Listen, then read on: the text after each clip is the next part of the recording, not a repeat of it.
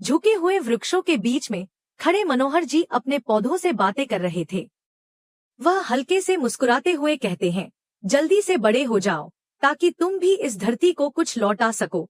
तभी पीछे से अनुपमा आती है, उनके चरणों में झुककर आशीर्वाद लेती है। मनोहर जी चौंकते हैं और पूछते हैं, ये सब आज क्यों?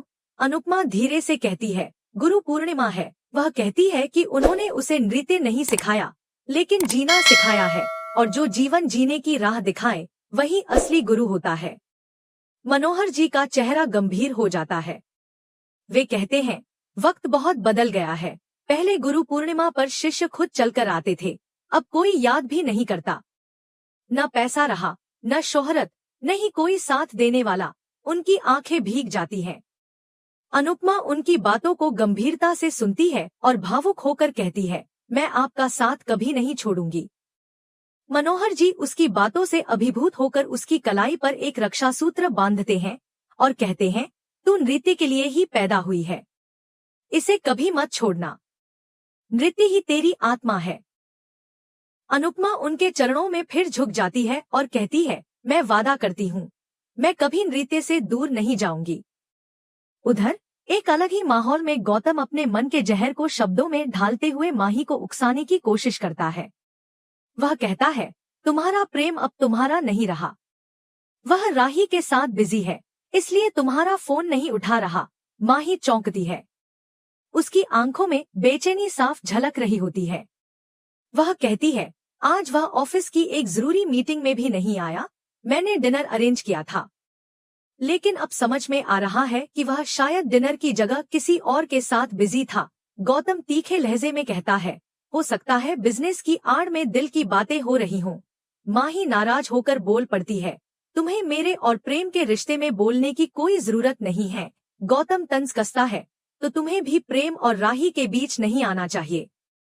बात यही नहीं रुकती। माही जब जाने लगती है तो गौतम उसके रास्ते में आकर खड़ा हो जाता है और उसकी तरफ गलत नजरों से देखता है।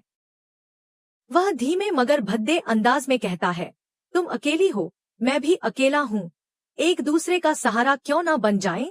माही एक पल भी नहीं सोचती। वह उसकी टांग पर जोर से चोट मारती है और गुस्से में आंखें तरेरते हुए कहती है, अपनी हद में रहो, नहीं तो अंजाम बहुत बुरा होगा।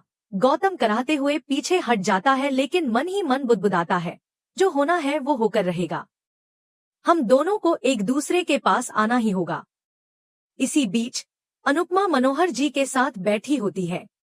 मनोहर जी कहते हैं, इस बार डांस प्रतियोगिता में जीतना बहुत जरूरी है। वह आगे कहते हैं, जब लोग तुझसे पूछेंगे कि तेरे गुरु कौन है, तब मेरा नाम आएगा और वो ही मेरी जीत होगी। अनुपमा गंभीरता से उनका हाथ पकड़कर वादा करती है, मैं इस बार सिर्फ प्रतियोगिता नहीं जीतूंगी, बल्कि नृत्य को उसका खोया हुआ मान सम्मान भी वापस दिलाऊंगी। अन्य ओर शाह हाउस में एक नई बहस छिड़ी होती है। तोसू झूले को बेचने की कोशिश में लगा हुआ था, लेकिन जैसे ही लीला और बाबूजी लौटते हैं, वह पकड़ा जाता है।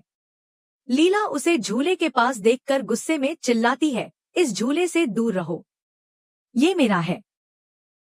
बाबूजी भी उसकी हरकतें देखकर सख्ती से पूछते हैं, क्या कर रहा था तू?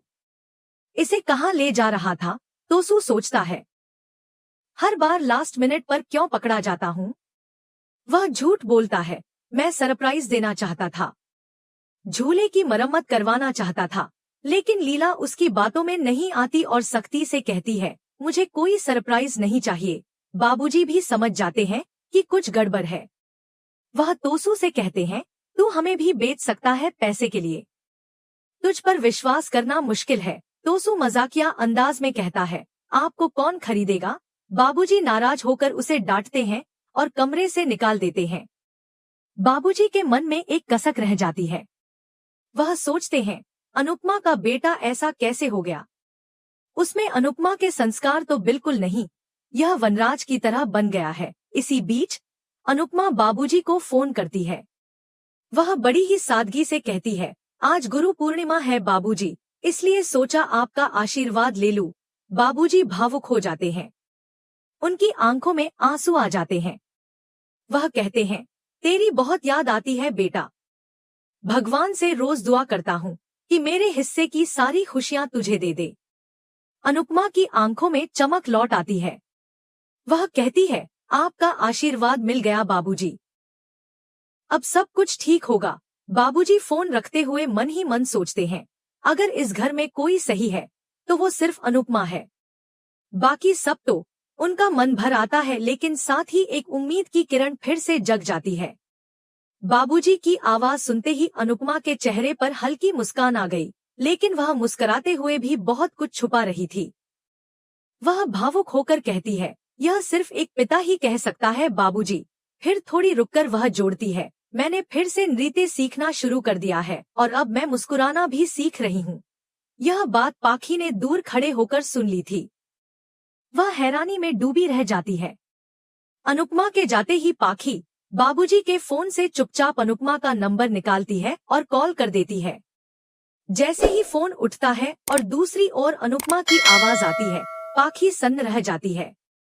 कुछ बोलने ही वाली होती है कि अनुपमा उसकी आवाज पहचान जाती है और झट से फोन काट देती है। पाखी परेशान हो जाती है और कोशिश करती है कि अनुपमा का नंबर किसी तरह अपने फोन में सेव कर ले।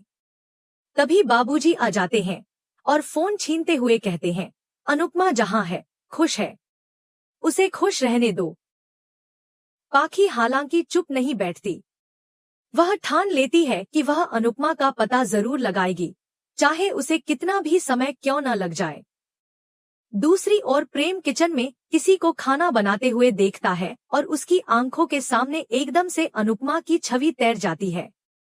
वह सोचता है कि आज गुरु पूर्णिमा है और उसे अपनी माँ से बात करनी चाहिए। फिर वह खुद से सवाल करता है कि क्या उसे यह बात करनी चाहिए कि राही ने डांस एकेडमी खोली है और अब वह एक बड़े डांस प्रतियोगिता में हिस्सा लेने जा रही है। अंततः वह फैसला करता है कि वह अनुपमा से बात करेगा। वहीं अनुपमा उस समय कुछ बेचैनी महसूस कर रही होती है। वह सोचती है कहीं पाखी को कोई सच पता न चल जाए जो वह अब तक छुपा रही थी। तभी दरवाजा खटखटाने की आवाज आती है और भारती, जसप्रीत, सरिता समेत कई महिलाएं अंदर आती हैं। सभी के चेहरे पर मुस्कान होती है और उनके हाथों में फूलों की थाली। अनुपमा कुछ समझ नहीं पाती और थोड़ा पीछे हटती है। सरिता उसके पैर छूने की कोशिश करती है, लेकिन अनुपमा हड़बड़ाकर पीछे हो जाती है। सरिता उसे मजाकिया लहजे में डांटती है, सीधी खड़ी रहो, आज हम तुम्हें इज्जत देने आए हैं, क्योंकि आज गुरु पूर्णिमा है और तुम हमारी गुरु हो।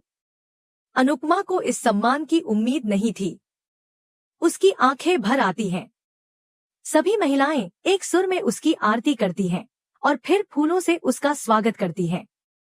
सरिता झुककर आशीर्वाद लेती है और कहती है, तू नहीं होती तो हम सब आज भी छुपीड्री जी रही होती।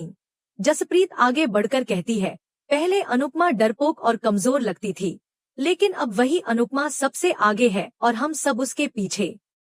तूने हमें हिम्मत दी, हमें आवाज दी। अनुपमा सबकी बातों से अभिभूत हो जाती है और कहती है, गुरु के गुरु उसके शिष्य होते हैं। मैं आप सबसे सीखती हूँ, जैसे आप मुझसे। हम सब एक दूसरे के शिक्षक हैं। वह सबको डांस प्रतियोगिता की तैयारी के लिए कहती है। सभी महिलाएं तालियों और जोश में चेयर करती हैं और अभ्यास शुरू कर देती हैं। प्रैक्टिस के बीच में ही अनुपमा का फोन बजता है। स्क्रीन पर प्रेम का नाम देखकर अनुपमा चौंक जाती है। वह कॉल उठाती है और कहती है, सब ठीक है ना? प्रेम कहता है, सब ठीक है, लेकिन आपने कहा था नंबर डिलीट कर देना। मैंने फोन से तो किया, लेकिन दिल से नहीं कर सका। वह भावुक होकर कहता है, आज गुरु पूर्णिमा है तो आपकी याद आ गई। आप मेरी और राही दोनों की गुरु हैं। हमें आशीर्वाद दीजिए। राही को थोड़े ज्यादा दीजिए, क्योंकि वो नई शुरुआत कर रही है। अनुपमा आंखें बंद कर कहती है, भगवान तुम्हें वो सारी खुशियां दे जो तुमने कभी सोची भी नहीं हो। तुम्हारा सपना जरूर पूरा हो। प्रेम यह सुनकर भावुक हो जाता है। अनुपमा उसे बताती है कि उसने भी फिर से डांस शुरू कर दिया है। प्रेम खुशी से चौंकता है। अनुपमा बताती है कि वह और उनकी टीम भी एक बड़े डांस प्रतियोगिता में हिस्सा ले रही हैं। प्रेम अचानक गंभीर हो जाता है और पूछता है, कौन सी प्रतियोगिता? अनुपमा जवाब देती है, ताल से ताल मिला। यह सुनते ही प्रेम स्तब्ध रह जाता है, क्योंकि यही वही प्रतियोगिता थी जिसमें राही भी हिस्सा लेने जा रही थी। अब कहानी एक नया मोड़ लेने जा रही थी, जहां माँ और बेटी दोनों एक ही प्रतियोगिता में आमने सामने होंगी, एक दूसरे से अनजान, लेकिन एक ही मंच पर अपने अपने सपनों के लिए। एपिसोड यहीं खत्म नहीं होता। अगले दिन की शुरुआत एक नई ऊर्जा और आत्मविश्वास के साथ होती है। मोहल्ले की गलियों में अनुपमा की टीम प्रतियोगिता में भाग लेने के लिए निकलती है। सबके चेहरे उत्साह से चमक रहे हैं। रास्ते में दूसरी टीम के कुछ लोग तंज कसते हैं, लेकिन अनुपमा सबको शांत रहने को कहती है। वह कहती है, हम जवाब डांस से देंगे, बातों से नहीं। स्टेज के पीछे जब सब तैयारी कर रहे होते हैं, तब जसप्रीत थोड़ा घबराई हुई दिखती है। वह अनुपमा से कहती है, मेरा लंदन का प्रोजेक्ट इंटरव्यू आज ही है। अगर मैंने वह इंटरव्यू नहीं दिया तो शायद यह मौका हमेशा के लिए चला जाएगा। अनुपमा एकदम से उलझन में पड़ जाती है। क्या जसप्रीत अपने सपने और डांस प्रतियोगिता के बीच सही फैसला ले पाएगी? क्या अनुपमा उसे दोनों के बीच संतुलन बना पाने में मदद कर पाएगी? ये सभी सवाल अगले एपिसोड के लिए रह जाते हैं। आप हमें बताइए कि आपको आज का एपिसोड कैसा लगा। कमेंट करें और जुड़े रहें, क्योंकि कहानी अभी बाकी है।